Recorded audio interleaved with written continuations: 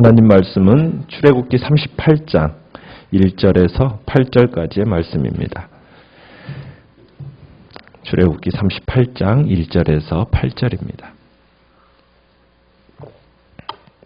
1절 제가 먼저 읽습니다. 그가 또 조각목으로 번제단을 만들었으니 길이는 5규빗이요 너비도 5규빗이라 네모가 반듯하고 높이는 3규빗이며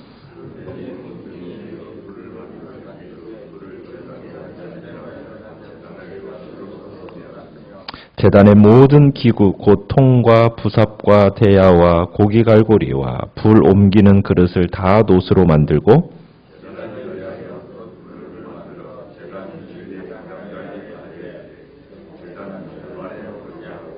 그 놋금을 네 모퉁이에 채를 꿰 고리 넷을 부어 만들었으며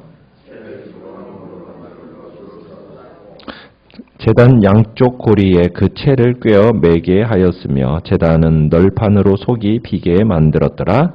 그가 놋으로 물두멍을 만들고 그 받침도 놋으로 하였으니 곧 회막문에서 수종드는 여인들의 거울로 만들었더라. 아멘. 오늘 말씀의 제목은 뿔 달린 번제단과 물두멍이라는 제목입니다. 오늘 본문은 성막들에 안치될 번제단입니다. 번제단은 성막들 안으로 들어올 때 제일 앞쪽에 놓여져 있습니다. 그리고 그 자리에서 희생제물을 태워서 하나님께 제사를 드리던 곳이 바로 번제단입니다. 제단은 가로 세로 5규빗이고 높이는 약 3규빗, 높이는 3규빗인데 약 우리말로 하면 약 2m 정도, 높이는 1m 정도 되는 길이가 되는 거죠. 그런 넓적한 제단인데 이 제단은 다른 물건과 마찬가지로 조각목으로 딱 만들어 놓고 그리고 겉을 놋으로 입혔습니다. 그래서 놋제단이다라고 불리기도 하는 거죠. 중앙은 뚫려 있고 가운데는 이렇게 그물이 있어서 고기를 두고 밑에서 불사를 수 있도록 만들어진 제단이 이 놋제단입니다. 이 번제단, 백성들의 죄를 대신할 희생제물을 잡아서 불에 태워서 하나님께 드릴 때 사용되던 기구거든요. 성막의 맨 뜰 앞쪽에 위치되어져 있습니다. 그러니까 사람들이 하나님 앞에 제사하러 성막 뜰로 오면은 제일 먼저 부딪히는 곳이 어디겠습니까? 바로 이 번제단이 되는 겁니다. 그러니까 이 사실은 이스라엘 백성들이 하나님이 임재하시는 그 성소에 나가기 위해서 반드시 먼저 해야 될 일이 뭐예요? 번제단에서 제물을 태워 죄사함을 받아야 한다는 얘기입니다. 마찬가지로 우리 성도들이 하나님 앞에 나아가기 위해서 제일 먼저 해결받아야 될 게 무엇이겠습니까? 죄의 문제를 해결받아야 됩니다. 왜냐하면 죄를 가지고서는 절대로 거룩하신 하나님 앞으로 나아갈 수가 없기 때문입니다. 그러니까 하나님께 나아가려면은 하나님과 친밀한 교제를 나누기 위해서 정말 그것을 원하는 사람이라면 제일 먼저 이 죄의 문제가 해결받아야 된다는 겁니다. 하나님과 친밀한 교제를 나눌 수 있고 하나님으로부터 오는 그 축복을 받을 수 있으려면 이 죄의 문제가 해결되지 않고는 결코 친밀한 교제도 하나님께로부터는 복됨도 받을 수 없다는 거예요. 그래서 우리가 어떻게 해든 이 죄 문제를 해결받아야 되는데 어떻게 받을 수 있는 겁니까? 오직 우리의 죄를 위해 희생제물이 되신 예수 그리스도. 십자가 제단에 우리 자신을 내어드리며 나아가야 된다는 거죠. 하나님께서 정말 십자가 제단에 자신을 드리신 예수 그리스도 그분을 통해서만 우리가 가능하다라는 겁니다. 구약시대 이스라엘 백성들이 죄를 용서받기 위해 번제단에 드렸던 모든 희생제물 무엇을 상징하는 겁니까? 예수 그리스도를 예표하는 겁니다. 그러니까 우리는 이 순서를 놓쳐서는 안 되는 거죠. 하나님 앞에 나아가기 위해서는 먼저 예수의 피를 힘입어서 회개해서 죄의 용서함을 받아야 한다. 이게 하나님 앞에 나아가는 첫 번째 순서라는 얘기입니다. 자, 그런데 이 번제단에는 2절에 보면은 그 모퉁이마다 뭐가 있어요? 뿔이 있어요. 4개의 뿔이 있습니다. 자, 이 뿔은 용도가 여러 가지로 용도가 사용되어지는데 첫 번째는 희생제물로 드려진 제물을 단에 붙들어 맬 때 쓰이는 것이 바로 뿔이었어요. 또 이 희생제물에 피를 바르는데 이 내 뿔에다가 이렇게 발랐습니다. 자, 그런가 하면 이 번제단의 뿔을 범죄자가 딱 잡으면은 죽음을 면했습니다. 그러니까 하나님은 죄인이 이 뿔을 딱 잡고 있을 때는 죽이지 못하도록 하나님이 하셨어요. 여러분, 여기서 드리는 이 제사의 권위와 힘이 무엇인지를 나타내고 있다는 거예요. 이 제단은 그저 단순한 고백으로 그치는 것이 아니라는 거예요. 실제로 이 제단은 사람을 구원하고 그리고 죽음에서 지켜주는 힘이 바로 이 제단에 있다는 거예요.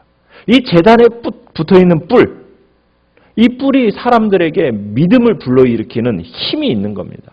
그러니까 비록 무서운 죄를 지었다 할지라도 하나님께 죄를 자복하고 제사를 드리는 이상 이 제단이 죄인의 지켜주는 거예요. 이 죄를 지켜주는 거예요. 그러니까 누군가 그 죄를 공격하고 그 죄를 들추내어서 정죄하려고 하잖아요. 그러면은 어디로 달려가면 돼요? 이 제단으로 달려가서 뿔을 딱 잡기만 하면 더 이상 그를 정죄할 수가 없게 된다는 사실입니다. 분명히 죄인 줄 알면서, 그런데 분명히 죄인 줄 알면서 고의로 살인을 저질렀다. 하나님께 반역했다. 그러면 이 제단의 뿔을 잡고 있으면은 괜찮을까요? 그런 사람은 안 돼요. 다시 끌어내서 죽이도록 했습니다. 그러니까 하나님의 은혜를 죄를 합리화하는 도구로 사용해서는 절대로 안 된다는 이야기죠. 자, 번제단의 뿔, 희생제물에 붙들어 매거나 또 제물에 피를 바르고 그 뿔을 잡으면 죄를 범했어도 죽음을 면할 수 있게 하는 것. 이것은 결국 무엇을 이야기하는 겁니까? 죄인이 십자가의 제단에 매달려 우리의 죄를 대신해서 피 흘리신 십자가에서 달리신 예수 그리스도, 그분을 의지하기만 하면 우리는 하나님의 심판으로부터 죽음을 면할 수 있다는 얘기입니다. 그리스도를 의지하는 모든 자의 구원의 뿌리 되시는 분, 그분이 바로 예수 그리스도. 우리는 그분을 붙잡아야 되는 겁니다.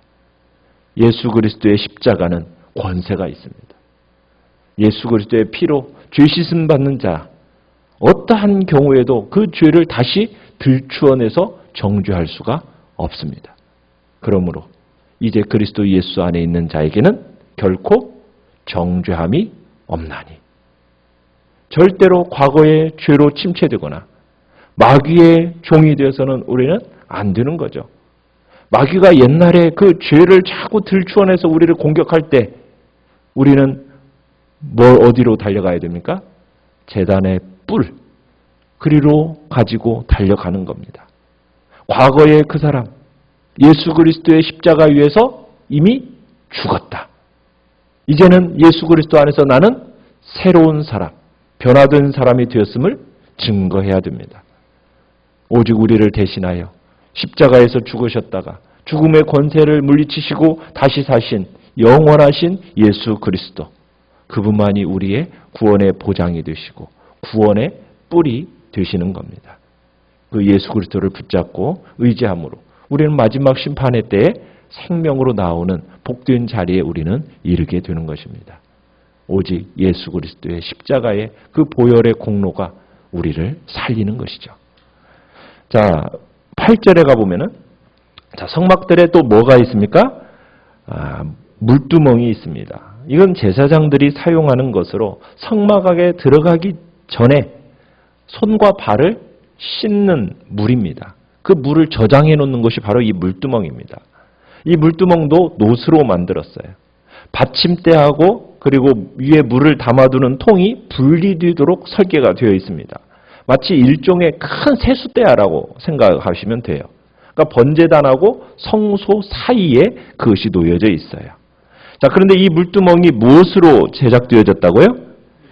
회막문에서 봉사하는, 수종드는 여인들의 거울로, 놋거울로 사용하여 제작되었습니다. 거울이라는 것은 뭐예요? 자신의 외모를 단장하는 데 사용하는 게 거울이잖아요. 근데 이 거울을 정결례를 사용하는 물을 담아두는 물두멍을 만드는 데 사용되어졌다. 여기서 말하고자 하는 바는 뭐겠습니까? 하나님 앞에 나아가는 성도는 외모를 단장하기에 앞서서 뭘 단장해야 될까요? 우리의 마음, 영적으로 깨끗하여지는 일에 우선적인 관심을 가져야 된다는 얘기입니다. 오늘날 세상 사람들 얼마나 외모를 가꾸는데 그 많은 노력을 합니까? 우리도 많이 노력하잖아요. 그죠? 요즘에는 점 빼는 일 많이들 하시더라고요. 네. 왜냐하면 외모에 다들 관심이 많아요. 네. 자, 그렇게 많은 물질과 시간들을 투자하면서 노력을 합니다. 세상 사람들이 다른 사람을 평가함에 있어서 먼저 보는 것이 요즘엔 다 외모예요. 그러니까 외모를 가꾸는데 그렇게 힘쓸 수밖에 없어요. 다른 사람들이 인정받으려고 하려고 그렇게 외모를 가꾸는 겁니다. 그러나 우리는 하나님 앞에 나아감에 있어서 겉모습, 외모보다도 무엇을 중요하게 봐야 된다고요? 우리의 영혼입니다. 우리의 마음이 깨끗하고 아름답지 못하면 하나님께 인정받지 못하는 거거든요. 그러니까 하나님께서는 사람을 외모로 보시는 것이 아니라 뭘 보신다고요? 중심을 보시는 분이세요. 그러니까 영혼을 깨끗하고 아름답게 그렇게 단장하는 것이 그것이 중요하다라는 거예요. 그래서 우리 성도들은 세상 사람들과 같이 외모를 치장하기 이전에 먼저 우리의 영혼을 깨끗하게 하고 아름답게 치장하는 일에 우리의 마음을 힘써 드려야 되는 겁니다. 우리에게 주어주신 거울이 무엇입니까? 바로 말씀의 거울이죠. 말씀 앞에 우리를 딱 세워놓을 때 우리의 영혼이, 우리의 마음이 하나님 앞에서 딱 드러나게 돼 있어요. 우리의 생각과 말과 행동, 그것을 우리의 영혼의 거울인 말씀 앞에 딱 비춰보고 그 추한 죄의 요소가 드러날 때마다 우리가 회개함으로 하나님 앞에 나아가 우리가 깨끗함을 입어야 되는 겁니다. 우리는 하나님 앞에서 우리의 영혼을 성결하고 아름답게 단장하는 그 일에, 그래서 하나님께 인정받는 그 삶에 우리 자신을 힘써 들어가야 될 것입니다. 자, 먼지를 씻어내는 물두멍의 물. 여러분, 이 물이 상징하는 바가 무엇이겠습니까? 여러분, 물이라는 것은 광야 같은 세상 속에서 온갖 죄악의 티를 살아가는 우리의 더러움들 깨끗하게 씻어주시는 십자가 위에서 흘리신 예수 그리스도의 보혈을 상징하는 겁니다. 물두멍에 이 물이 항상 가득 채워져 있어요. 그래서 우리의 죄를 위해서 예수 그리스도께서 흘리신 물과 피, 우리가 그곳에 나와서 씻음 받기만 하면 우리의 모든 사람들의 죄는 충분히 씻겨지는 겁니다. 예수 그리스도 안에 충만한 용서와 용서의 샘물이 넘쳐 흐른다는 사실을 기억하시길 바랍니다. 그 샘물 충만하고도 차고도 넘쳐 흘러서 우리의 모든 죄를 씻기를 원하는 자는 다 씻을 수 있는 물이 준비되어져 있습니다. 우리가 아무리 큰 죄를 지었다 할지라도 그 샘물에 딱 가면은 씻기에 충분합니다. 우리가 죄 씻음 받기 위해서 그 앞으로 나아가기만 하면 되는 거예요. 오늘도 그러기에 그 충만한 그리스도 안에 있는 용서의 샘물을 믿으며 나아가시길 바랍니다. 예수 그리스도께 나아가셔서 우리의 모든 죄와 허물 다 용서하시는 그 샘물에 여러분들의 모든 영혼을 다 맡기시고 주님이 주시는 그 용서의 놀라운 은혜를 체험하시기를 간절히 축원합니다. 뿔 달린 제단, 천국문을 들어가는 열쇠와 같습니다. 이 제단의 뿔을 통해서 하나님의 그 가장 귀한 은혜와 축복을 받을 수 있습니다. 우리의 죄를 대신하여 희생제물이 되신 예수 그리스도, 그분을 의지해서 십자가의 제단으로 나아가시기 바랍니다. 죄의 모습으로 그대로 나아갈 수 없습니다. 거룩하신 하나님께서 죄를 용납하실 수 없기 때문에 우리는 하나님 앞에 나아가기 위해서는 더러워진 손발 깨끗하게 씻고 이제 물과 성령으로 날마다 이 시간에도 죄 씻음 받아서 하나님과 친밀한 교제의 은혜를 누리시기를 간절히 축원합니다.